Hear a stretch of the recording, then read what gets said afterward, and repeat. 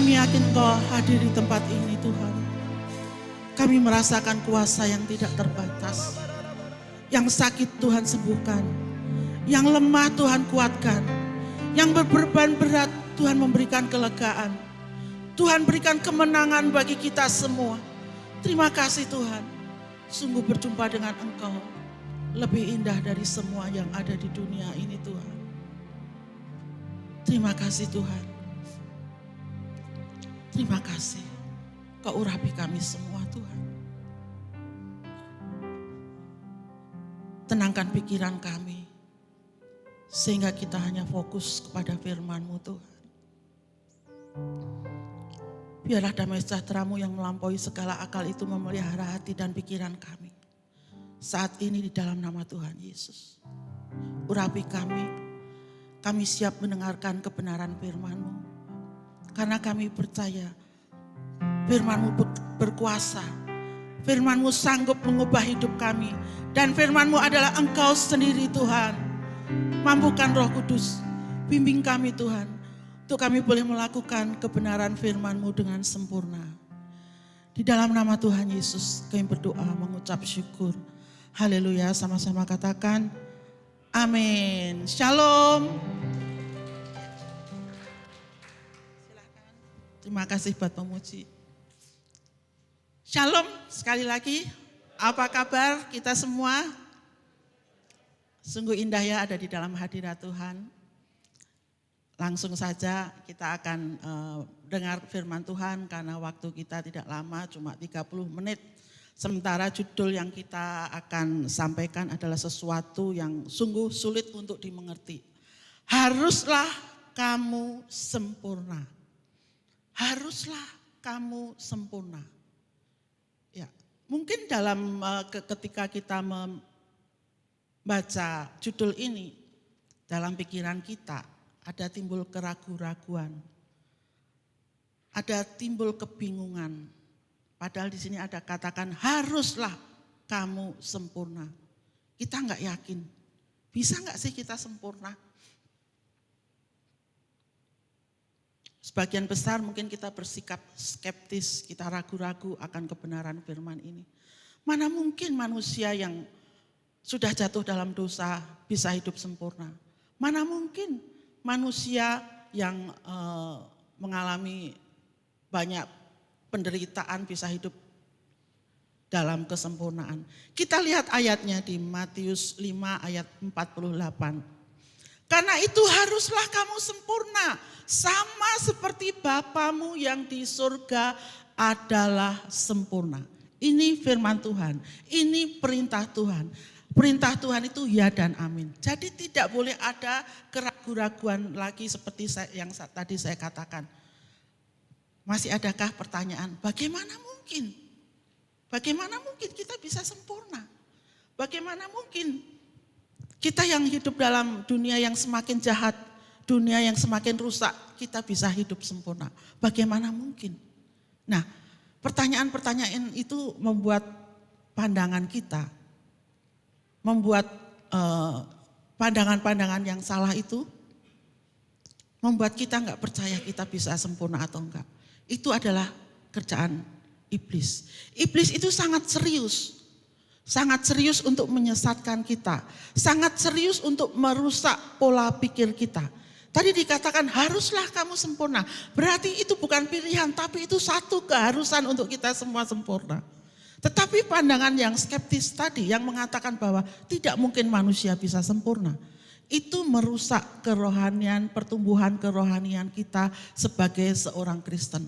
Merusak pertumbuhan kita sebagai seorang Kristen. Pandangan bahwa manusia tidak bisa sempurna membuat kehidupan kekudusan, kehidupan kesalehan, kekristenan kita itu tidak bisa bertumbuh secara normal sesuai dengan kehendak Allah. Kalau bahasa Jawanya itu biasa dikatakan kuntet. Tumbuh sih tumbuh tapi kuntet. Kuntet itu enggak bertumbuh dengan sempurna. Seperti mungkin kayak bonsai. Bonsai sih masih bagus, indah. Tapi kalau kuntet itu enggak ada indah-indahnya gitu. Nah, pertanyaan ini pandangan ini membuat kita ini enggak Gak serius lagi menjalani kebenaran firman. Kita merasa, oh kita ini manusia biasa. Kita merasa kita ini gak mungkin sempurna. Kita merasa, ya saya ini orangnya pemarah. Saya dari dulu pemarah. Saya ini orangnya kalau dipancing emosi, saya langsung emosi. Gak bisa. Gak bisa seperti itu. Tuhan minta kita ini bertumbuh secara rohani. Kita ini harus sempurna. Jangan kita mengiyakan apa yang buruk yang kita lakukan. Oh kita ini orangnya gampang terpancing emosi. Saya ini orangnya gampang sekali sedih, merasa terabaikan, merasa terhina. Enggak bisa seperti itu. Kita harus bisa sempurna. Amin. Dulu saya juga merasa ayat ini saya harus bisa lakukan. Jadi saya merasa bahwa saya ini enggak boleh salah. Saya ini harus hidup benar. Saya enggak boleh melakukan kesalahan karena saya harus sempurna. Saya menjalani ayat ini dan saya frustasi. Kenapa? Karena saya masih melakukan kesalahan. Saya stres. Karena bagi saya kesempurnaan adalah sesuatu yang hebat. Serba bisa, serba hebat, serba luar biasa.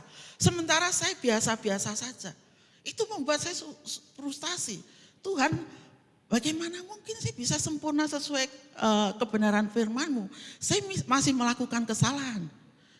Itu adalah kesalahan saya yang terbesar. Kenapa? Tadi saya katakan iblis itu berusaha semaksimal mungkin merusak pola pikir kita sehingga kita mengakuin kelemahan kita. Ya saya manusia lemah. Saya nggak mungkin bertumbuh sempurna. Itu cita-citanya iblis. Kalau kita tahu iblis mau kita semua punya pandangan yang salah, mari kita semua belajar. Kita semua belajar bahwa kita harus tahu mengerti firman Tuhan, kita harus tahu arti kata sempurna. Kesempurnaan atau sempurna dalam bahasa tadi haruslah kamu sempurna. Bahasa aslinya adalah dari bahasa Yunani yaitu teleios. Artinya dibawa sampai akhir atau finish atau selesai sampai tujuan. Yang kedua artinya adalah sudah lengkap. Tidak membutuhkan apapun untuk dilengkapi. Bertumbuh secara penuh, secara maksimal, dewasa atau matang, tidak bercela atau mewujudkan integritas kebajikan manusia. Itu arti sempurna. Jadi sempurna di sini ini terukur, bukan kesempurnaan seperti Allah yang tidak terukur, yang maha dahsyat, maha kuasa, maha hadir, maha tahu, maha semuanya. Kita nggak mungkin seperti itu. Kalau kita mau seperti itu artinya kita punya kesombongan sendiri. Kalau sempurna itu artinya terukur. Jadi kesempurnaan yang terukur.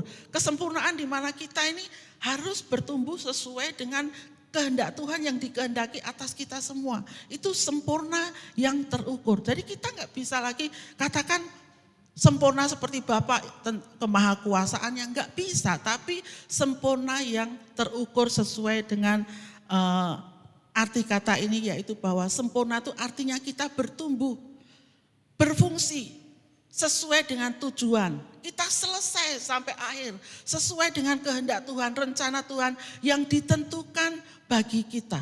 Jadi standarnya jelas bahwa Tuhan itu enggak menghendaki kesempurnaan yang enggak terukur, tapi terukur. Artinya kita harus berjalan dalam tujuan ilahi, dalam fungsi kita diciptakan sebagai manusia itu jelas. Apa itu? Standar kita sempurna. Standar kita sempurna adalah sesuai dengan klik berikutnya coba standar kesempurnaan yang Tuhan kehendaki Roma 8 ayat 28. Sebab semua orang yang dipilihnya, kita semua orang yang dipilihnya, amin. Mereka juga ditentukannya dari semula untuk menjadi serupa dengan gambaran anaknya supaya anaknya itu menjadi yang sulung. Jadi standar yang Tuhan mau, kesempurnaan yang Tuhan mau buat kita adalah kita menjadi serupa. Kita sudah ditentukan untuk sempurna menjadi serupa, segambar dengan anaknya supaya anaknya menjadi yang sulung. Ya, jadi masalahnya itu mau atau tidak. Masalahnya kembali ke pertanyaan tadi, mau atau tidak. Jadi kalau kita tahu standar ini, arti sempurna tadi, kita harus tahu bahwa kesempurnaan itu sekali lagi bukan sebuah pilihan, tetapi sebuah keharusan. Masalahnya kita mau atau tidak. Kita mau berusaha sungguh-sungguh atau kita seperti tadi pendapat orang-orang skeptis yang mengatakan kita tidak bisa sempurna.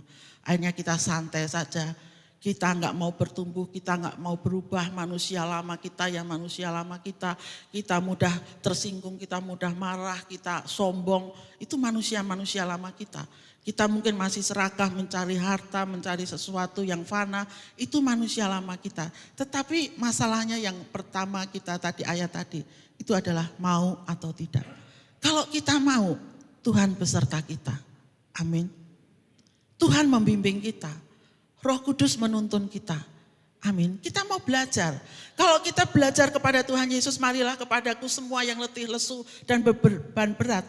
Aku akan memberikan kelegaan kepadamu karena aku ini, belajarlah kepadaku karena aku ini lemah lembut dan rendah hati. Mungkin sebagian orang katakan, ya itu kan Tuhan. Kalau manusia beda lagi. Coba kita belajar, kita mau atau tidak belajar. Saya sungguh kagum akan Rasul Paulus. Rasul Paulus itu seorang pembunuh manusia walaupun ia dalam tanda kutip adalah ahli Taurat, orang-orang yang luar biasa yang dipakai Tuhan, yang menjalankan ibadah Tauratnya secara hampir sempurna. Tetapi ketika dia berjumpa dengan Tuhan, dia diubah menjadi Paulus yang hampir seluruh kitab perjanjian baru ditulis oleh Rasul Paulus. Nah kita belajar dari Rasul Paulus di Filipi 3 ayat yang ke-10 katakan, yang ku kehendaki ialah mengenal. Yang ku kehendaki ialah mengenal dia dan kuasa kebangkitannya dan persekutuan dalam penderitaannya, di mana aku menjadi serupa dengan dia dalam kematiannya. Jadi kita belajar kepada Rasul Paulus. Rasul Paulus katakan, yang ku kehendaki adalah mengenal dia. Mengenal dia itu seperti apa? Mengenal dia itu bagaimana sifat Tuhan, watak Tuhan, karakter Tuhan, mengenal hati Tuhan. Sudahkah kita mengenal Tuhan? Hati Tuhan itu seperti apa? Kita harus mengenal yang ku kehendaki. Rasul Paulus cuma katakan dengan penuh perasaan, dia katakan yang ku kehendaki adalah mengenal dia. Sudahkah kita mengenal dia dengan benar? Dan kuasa kebangkitannya. Kalau kita kenal Tuhan, kita kenal dia itu artinya Tuhan Yesus. Karena Tuhan Yesus adalah sosok Allah yang sudah menjadi manusia yang kita bisa lihat wataknya, karakternya, perbuatannya, tindakannya, kasihnya. Yesus adalah kasih. Kasih itu sabar, kasih itu murah hati. Yesus adalah murah hati. Masalahnya bisa enggak kita ngomong, saya ini sabar, saya ini murah hati, saya ini lemah lembut, saya ini tidak sombong, saya ini tidak memegahkan diri, saya tidak mencari keuntungan. Bisa enggak kita katakan seperti itu? Bisa enggak kita sebut nama? Saya ini murah hati, saya ini penuh kasih. Karena itu watak-watak Kristus. Saya ini sabar. Saya ini tidak sombong. Saya tidak memegahkan diri. Bisa enggak kata-kata kasih itu diubah menjadi saya? Saya tidak bersuka cita karena ketidakbenaran. Saya percaya segala sesuatu. Berharap segala sesuatu kepada Tuhan. Bisa enggak kita mengenal Tuhan sampai benar-benar watak sifat Tuhan itu menyatu dengan kita. Mengenal dia dan kuasa kebangkitannya. Artinya apa? Manusia baru kita bangkit. Ada perubahan manusia lama kita menjadi manusia baru yang akhirnya menjadi sempurna tadi. Ada kuasa kebangkitan dan persekutuan dalam penderitaannya. Ada kata-kata persekutuan, artinya apa? Artinya tanpa Tuhan. Persekutuan itu artinya kita sudah menyatu, sudah bersekutu dengan Tuhan. Artinya cuma dengan usaha kita sendiri, kita tuh gak mungkin sempurna. Tetapi dengan bersekutu dengan Tuhan, bersekutu dalam penderitaannya, artinya kita bisa saat ini mungkin menderita keadaan ekonomi susah, corona membuat segala sesuatu kita nggak bisa melihat masa depan kita seperti apa lagi. Tapi persekutuan dalam penderitaan itu membuat kita tetap tenang, tetap damai sejahtera, tetap bisa melakukan yang terbaik. Walaupun yang terjadi tidak baik. Bisa enggak? Saya juga belajar. Saya belajar karena saya menyampaikan firman ini adalah untuk saya juga. Karena firman ini adalah pedang bermata dua. Jadi bersekutu dalam penderitaannya. Bisa enggak kita pikul salib?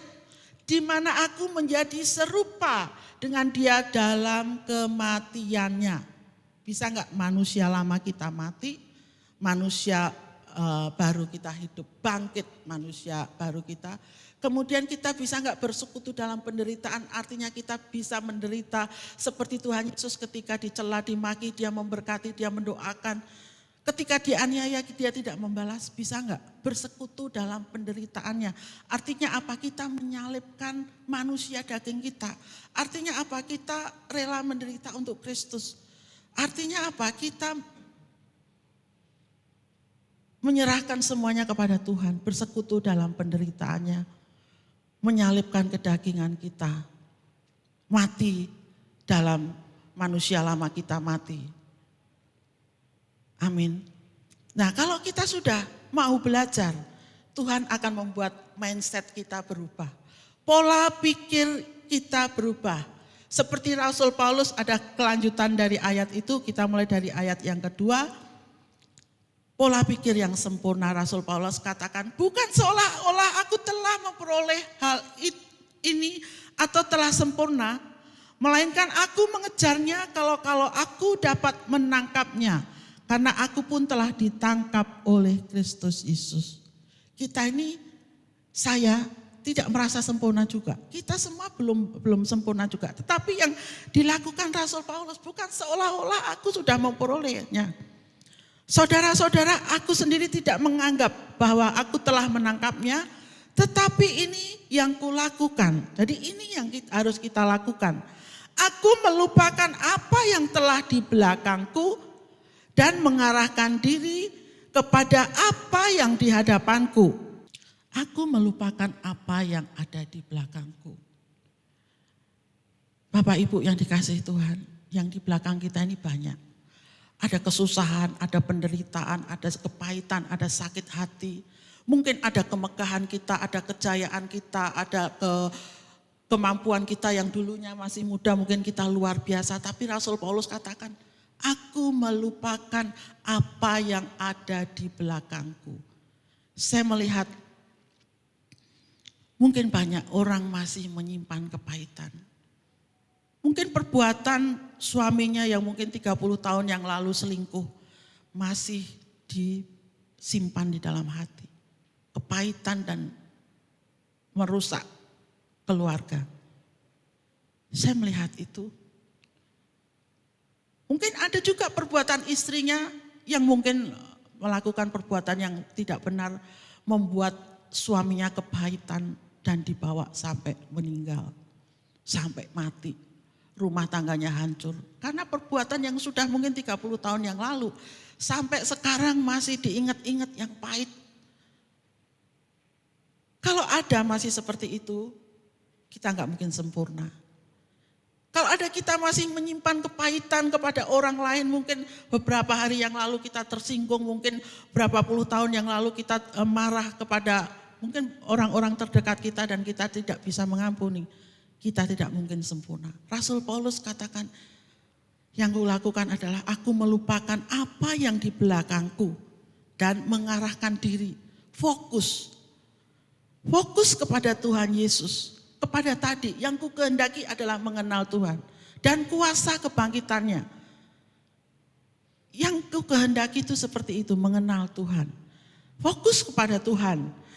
Dan berlari-lari kepada tujuan untuk memperoleh hadiah, yaitu panggilan surgawi dari Allah dalam Kristus Yesus. Karena itulah mari kita yang sempurna Karena kita dikatakan sempurna, kenapa? Karena kita sudah punya pola pikir yang sempurna.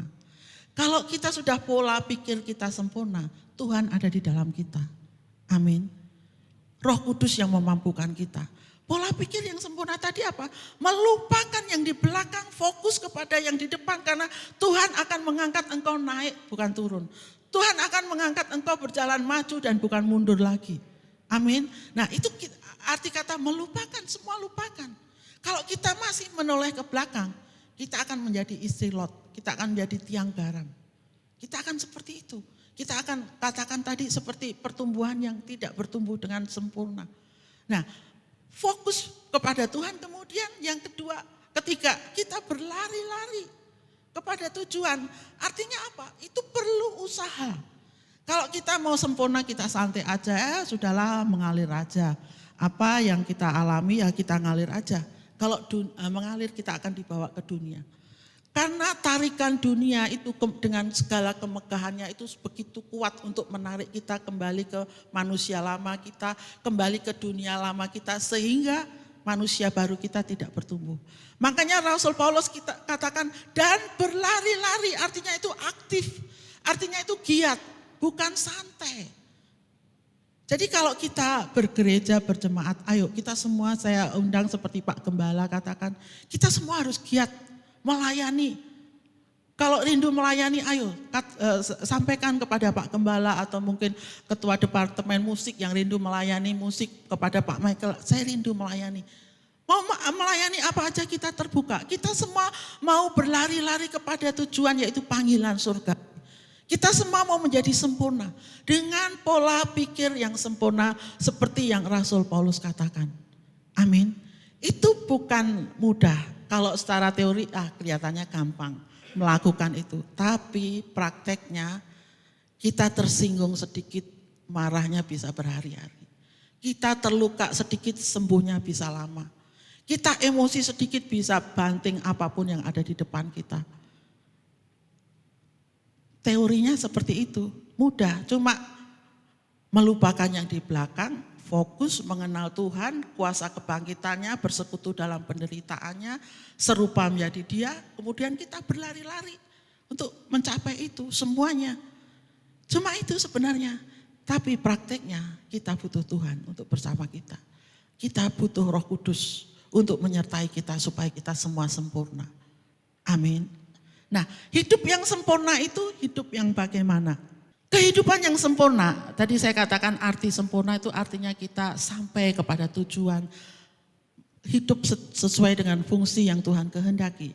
Nah, tadi dari Matius 5 ayat 48, kita sudah belajar, kita belajar firman Tuhan sesuai konteks. Jadi Matius 5 ayat 48 itu adalah akhir dari ucapan bahagia. Di ucapan bahagia itu. Jadi kalau kita hidup sempurna pasti hidup kita bahagia. Apapun yang terjadi. Dalam tanda kutip kebahagiaan yang sejati itu apapun yang terjadi. Seperti tadi pujian katakan tetap aku berkata Tuhan Yesus baik. Amin. Apapun yang terjadi Tuhan itu baik. Karena Tuhan turut bekerja mendatangkan kebaikan bagi mereka yang mengasihi Dia, bagi mereka yang terpanggil sesuai dengan rencana Tuhan.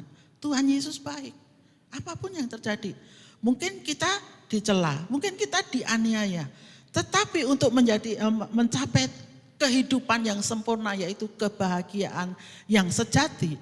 Itu sesungguhnya dimulai dari Matius 5 ayat 3. Berbahagialah orang yang miskin di hadapan Allah. Arti miskin itu apa? Miskin secara rohani. Bahwa rohani kita ini perlu Tuhan. Bahwa rohani, pertumbuhan rohani itu butuh Tuhan. Kita nggak bisa melakukan apa-apa. Sesungguhnya yang bisa kita lakukan itu semuanya karena Tuhan. Seperti firman Tuhan katakan semuanya adalah dari Dia, oleh Dia, kepada Dia, dan bagi Dialah segala kemuliaan untuk selama-lamanya. Kita ini semua di hadapan Tuhan ini miskin secara rohani. Katakan berbahagialah orang yang miskin di hadapan Allah karena merekalah yang mewarisi bumi. Berbahagialah orang yang berduka cita karena mereka akan dihibur. Artinya berduka cita apa tadi? Seperti yang dulu saya rasakan ketika saya berbuat salah. Saya sedih, Tuhan, kenapa saya masih melakukan kesalahan? Berduka cita itu yang seperti itu. Ketika kita melihat orang-orang berdosa di luar sana, hati kita berduka cita. Tuhan, lihatlah banyak orang di luar sana melakukan dosa yang sungguh mengerikan. Hati kita berduka cita. Tapi Tuhan hibur kita. Tuhan kembalikan kita kepada pola pikir tadi yang sempurna tadi. Sehingga kita semangat lagi, kita berlari-lari kepada tujuan. Berbahagialah orang yang lemah lembut, karena mereka akan mewarisi bumi. Orang yang lemah lembut itu orang yang rendah hati, yang mudah dibentuk. Berbahagialah orang yang lapar dan haus akan kebenaran.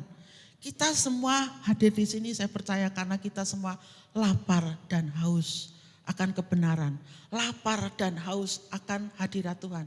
Ketika kita tahu posisi kita bahwa kita ini orang yang perlu Tuhan, kita akan merasa terus lapar dan haus terus. Enggak, kalau Tuhan enggak puaskan, kita akan terus merasa seperti itu. Berbahagialah, karena Tuhan akan puaskan kita. Berbahagialah orang yang murah hatinya.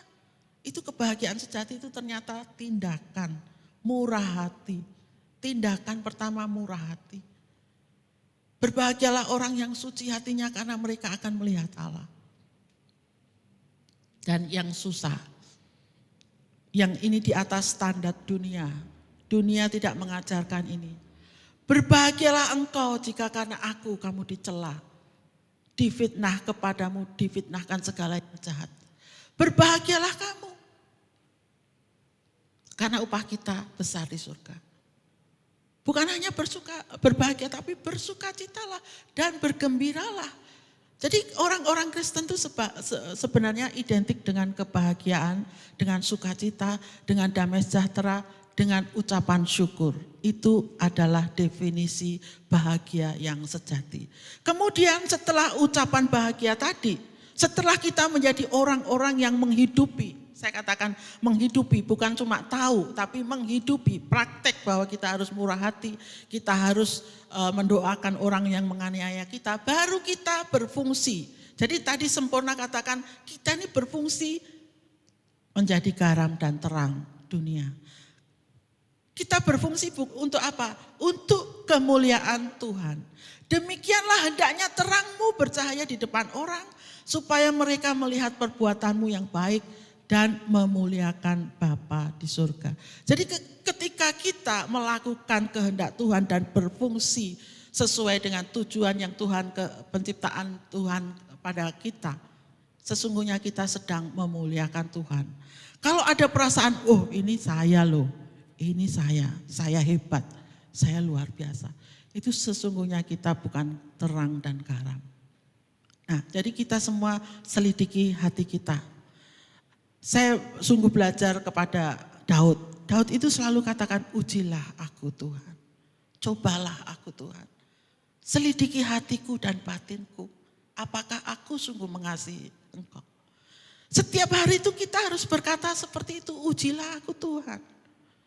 Daud berkata itu bukan karena dia sombong, dia menantang Tuhan, tapi dengan rendah hati. Dia ingin menjadi sempurna. Selidikilah hatiku, apakah jalanku ini benar, apakah jalanku ini serong. Dan tuntunlah aku ke jalanmu. Daud itu selalu berdoa seperti itu. Jadi jangan takut katakan ujilah aku Tuhan. Karena Tuhan akan menunjukkan jalan. Tuhan itu seperti Bapa. Tadi katakan seperti Bapamu yang di surga adalah sempurna. Ketika kita melakukan kesalahan, seorang bapak melihat anaknya melakukan kesalahan. Bapak bukan bapak yang kejam, yang langsung menghukum, tapi bapak akan merangkul anaknya, memberi petunjuk ini yang benar, ini salah. Bapak akan merangkul dengan penuh kasih. Nah, kalau kita sudah bisa melihat bahwa ada sesuatu yang indah hubungan kita dengan Bapa di surga. Kita tahu bahwa semuanya indah, semuanya baik. Karena kita punya Tuhan yang mengasihi kita. Amin. Hidup yang menghidupi kebenaran firman Tuhan. Dari tadi kita belum baca ya. Saya kepingin kita semua ini membaca Matius 5 ayat 20 saja. Matius 5 ayat 20. Maka aku berkata kepadamu, jika hidup keagamaanmu tidak lebih benar daripada hidup keagamaan ahli-ahli Taurat dan orang-orang Farisi, sesungguhnya kamu tidak akan masuk dalam kerajaan surga. Ngeri enggak? Standar yang Tuhan minta kepada anak-anak Tuhan adalah standar di atas rata-rata. Hukum Taurat dan ahli Taurat dan orang-orang Farisi adalah dua kelompok orang Yahudi yang mereka melakukan hukum-hukum Taurat itu dengan benar-benar taat dan patuh. Perilaku mereka, ketaatan mereka itu terlihat sekali hampir sempurna. Makanya dikatakan ahli-ahli Taurat dan orang-orang Farisi. Sikap mereka mentaati hukum Taurat itu luar biasa. Karena mereka adalah menjadi contoh orang-orang Yahudi. Teladan hidup orang-orang Yahudi sampai sekarang. Tetapi dikatakan jika hidup keagamaan kita tidak lebih benar daripada hidup keagamaan ahli-ahli Taurat dan orang Farisi, sesungguhnya kita tidak bisa masuk kerajaan surga. Ngeri enggak firman Tuhan ini? Artinya Tuhan menghendaki standar yang lebih daripada ahli-ahli Taurat dan orang-orang Farisi. Artinya apa? Ketaatan ahli Taurat dan orang Farisi itu ketaatan yang mutlak. Ketaatan kepada hukum-hukum yang dibuat oleh Sang Penciptanya yang menciptakan hukum itu dengan sempurna. Tetapi Tuhan Yesus katakan ketaatan kita di dalam melakukan hukum Taurat adalah seperti ketaatan seorang anak kepada bapa. Ketaatan seorang anak kepada bapaknya, seorang anak yang mengasihi bapaknya, ketaatan seperti itu yang Tuhan Yesus mau.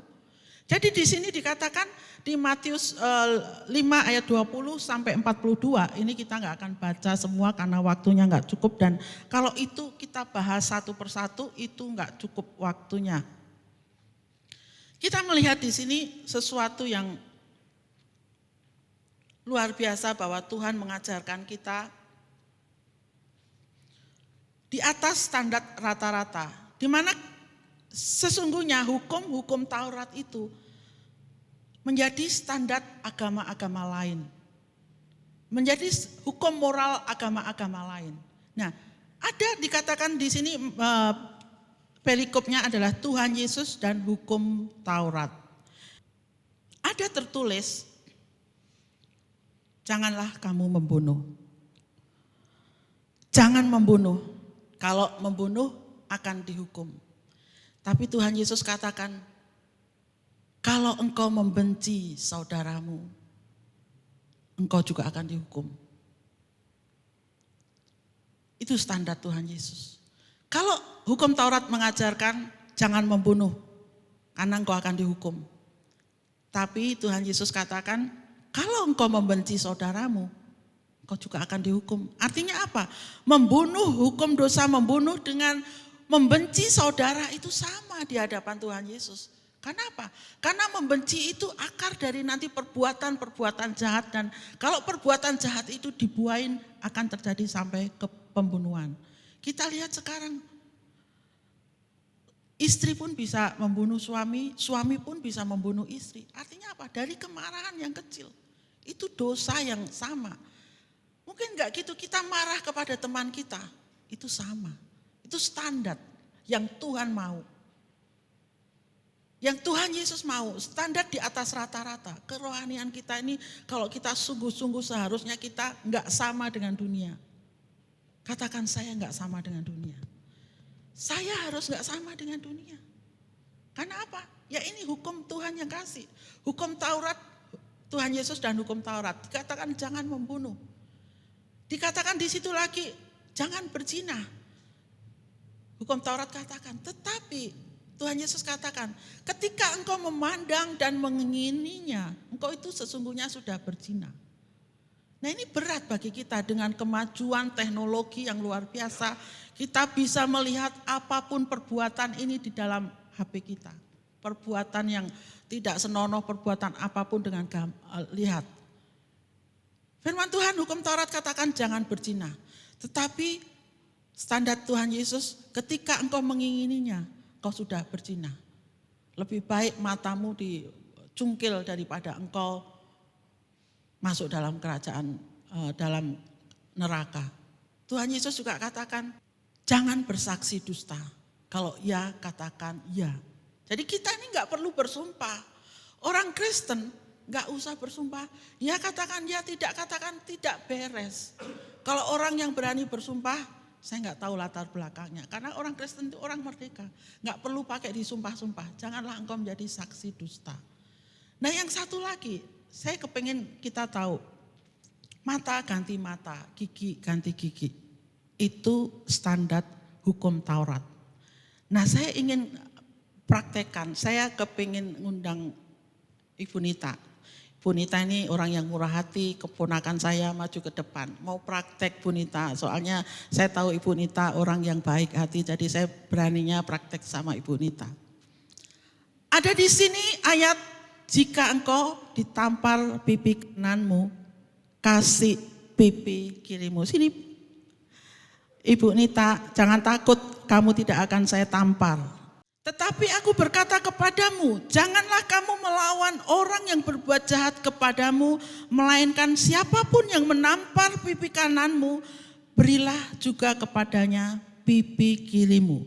Jadi ini ahli Taurat itu mempunyai kebiasaan ya, hukum Taurat ini katakan bahwa orang-orang Yahudi itu punya kebiasaan, punya tradisi di mana rabi, orang yang terhormat, itu kalau nampar orang yang tidak selevel, maaf ya saya ini orang jahat ceritanya, yang tidak selevel, saya ini sombong, saya menganggap Nita ini gak selevel, maka saya tidak akan menampar dengan telapak tangan saya, tetapi saya akan menampar dengan punggung telapak tangan saya. Jadi ini yang dipakai ahli Taurat.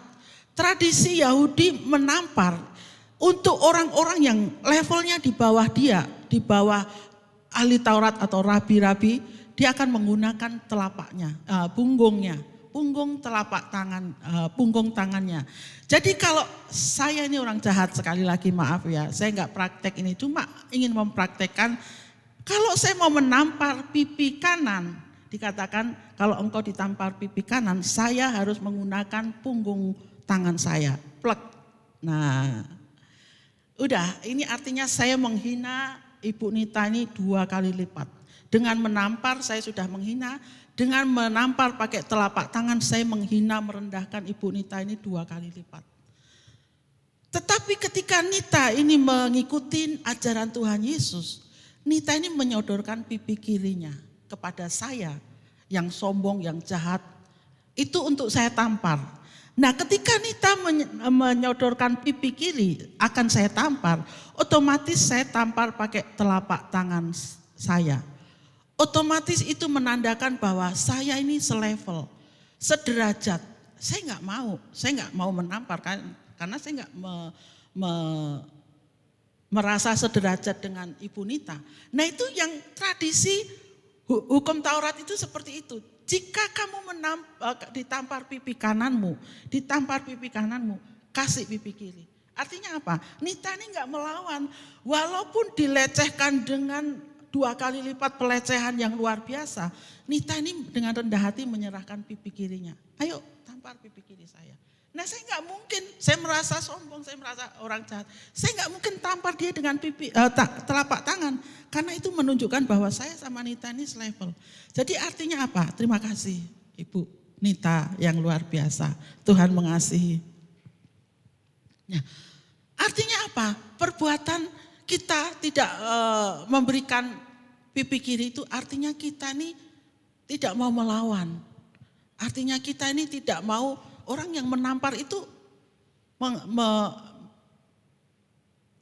menarik kita untuk berkelahi, untuk membalas menampar. Akhirnya terjadi perkelahian. Nah, orang-orang Kristen itu tidak boleh seperti itu. Ketika kita dilecehkan 2 kali lipat, dihina 2 kali lipat. Kita seharusnya tidak membalas tapi mendoakan. Itu adalah orang-orang Kristen sejati. Jadi dikatakan di sini, ketika orang menampar pipi kananmu, berilah juga kepadanya pipi kirimu. Dikatakan kemudian, kalau orang mau minta baju, kasih jubah. Minta berjalan 1000 mil, perjalanannya bersama dia lebih dari yang dia minta. Itu adalah standar sejauh 1 mil dikasih 2 mil, seperti itu. Jadi kita harus melakukan firman Tuhan ini, dikatakan hidup yang menghidupi kebenaran firman Tuhan. Amin. Jadi yang terakhir di sini ayat firman tentang kehidupan yang sempurna adalah hidup dalam kasih yang sempurna. Ini seringkali kita mendengar, gampang untuk didengar, gampang untuk dibaca, tetapi prakteknya. Katakan di sini, kamu telah mendengar firman, kasihilah sesamamu manusia. Tuhan Yesus berkata seperti itu, dan bencilah musuhmu. Tetapi aku berkata kepadamu, kasihilah musuhmu dan berdoalah bagi mereka yang menganiaya kamu. Karena dengan demikian kamu menjadi anak-anak Bapamu yang di surga, yang menerbitkan matahari bagi orang jahat dan orang baik, dan yang menurunkan hujan bagi orang benar dan yang orang tidak benar. Jadi kalau kita tahu bahwa kasih yang Tuhan, standar kasih itu Tuhan katakan, kasihilah sesamamu manusia. Itu seluruh agama mengajarkan seperti itu. Tetapi kekristenan mengajarkan lebih dari itu. Kasihilah musuhmu dan berdoalah bagi mereka yang menganiaya kamu. Kasihilah musuhmu dan berdoalah bagi mereka yang menganiaya kamu. Apabila kamu mengasihi orang yang mengasihi kamu, apakah upahmu? Bukankah pemungut cukai juga berbuat demikian? Nah, kita sadar nggak sadar, saya juga lakukan itu dulu, tapi saya belajar untuk mengasihi orang-orang yang menyakiti saya, mengasihi semua orang yang berbuat salah kepada saya. Itu kehendak Tuhan. Sadar nggak sadar kita suka pilih-pilih. Orang yang menyenangkan hati kita, kita kasih. Orang yang berbuat baik kepada kita, kita kasih. Orang yang sabar kepada kita, orang yang memberi hadiah kepada kita, kita kasih. Kalau saya katakan saya terberkati dengan hamba Tuhan yang mengatakan anjing pun bisa. Anjing pun bisa melakukan seperti itu. Nah, standar-standar yang dipakai oleh agama-agama lain, kita harus lebih dari itu yang Tuhan kehendaki. Kasihilah musuhmu dan berdoalah bagi mereka yang menganiaya kamu. Jika engkau memberi salam kepada saudaramu, bukankah orang yang tidak mengenal Allah pun berbuat seperti itu? Coba. Jadi standar kasih itu adalah kasih yang sempurna.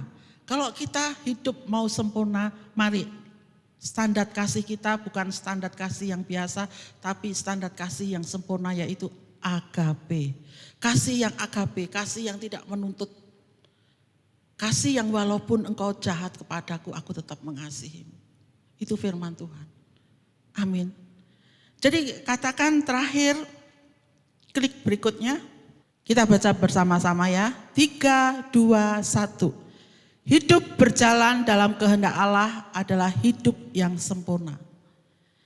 Tidak ada yang lebih penting daripada hidup dalam kesempurnaan selain menjadi sempurna untuk memuliakan Tuhan. Amin. Mari kita semua bangkit berdiri.